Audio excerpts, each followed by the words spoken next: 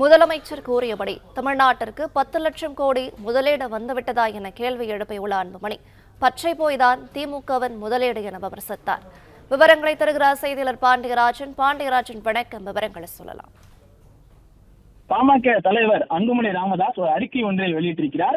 அதில் இன்று காலை தமிழ்நாடு முதலமைச்சர் அவர்கள் இந்த வெளிநாடு பயணம் மேற்கொள்வதற்கு முன்பு செய்தியாளர் சந்திப்பில் சொன்ன இந்த புள்ளி விவரங்களை சுட்டிக்காட்டி சில கேள்விகளை முன்வைத்திருக்கிறார். அதாவது 10 லட்சம் கோடி முதலீடு வந்துவிட்டதா என்கின்ற ஒரு கேள்வியை பச்சை பொய் ஒன்றுதான் திமுகவினுடைய முதலீடு எனவும் முதலமைச்சர் அவர்கள் சொல்லிக்கக்கூடிய அந்த தகவலை பார்த்து விமர்சனம் செய்திருக்கிறார். அன்புமணி ராமதாஸ் அவர்கள் வெளியிட்டிருக்கக்கூடிய அந்த அறிக்கையில் திமுக ஆட்சிக்கு வந்த பிறகு 10 லட்சம் கோடி முதலீடு திரட்டுவதற்கான 1022 முதலீட்டு ஒப்பந்தங்கள் கையெழுத்திட்டிருப்பதாகவும் தாம் கையெழுத்திட்ட அனைத்து முதலீட்டு ஒப்பந்தங்களும் நடைமுறைக்கு வந்துவிட்டதாகவும் முதலமைச்சர் மு.க.ஸ்டாலின் கூறியிருக்கிறார். திமுக அரசு கையெழுத்திட்ட முதலீட்டு ஒப்பந்தங்களில் 10% கூட நடைமுறைக்கு வராத நிலையில் அனைத்து முதலீடுகளும் நடைமுறைக்கு வந்துவிட்டதாக முதலமைச்சர் மு.க.ஸ்டாலின் கூறுவதை விட பச்சை போய் எதுவும் இருக்க முடியாது என பாமக தலைவர் அன்புமணி ராமதாஸ் விமர்சனம் செய்திருக்கிறார்.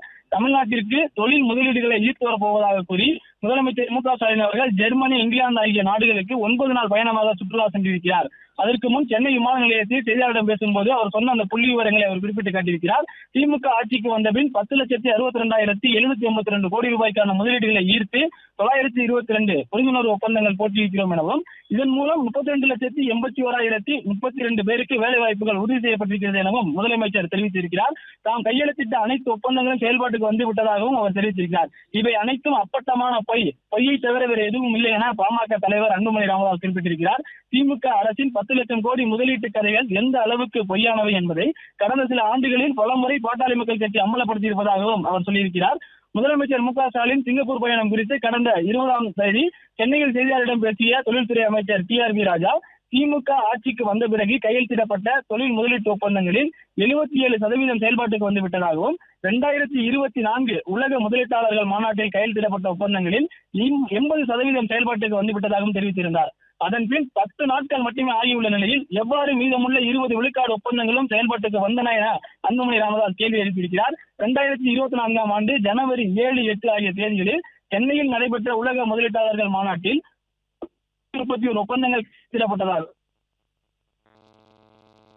முதலீடு திரட்டப்படும் என்றும் திமுக அரசு அறிவித்தது.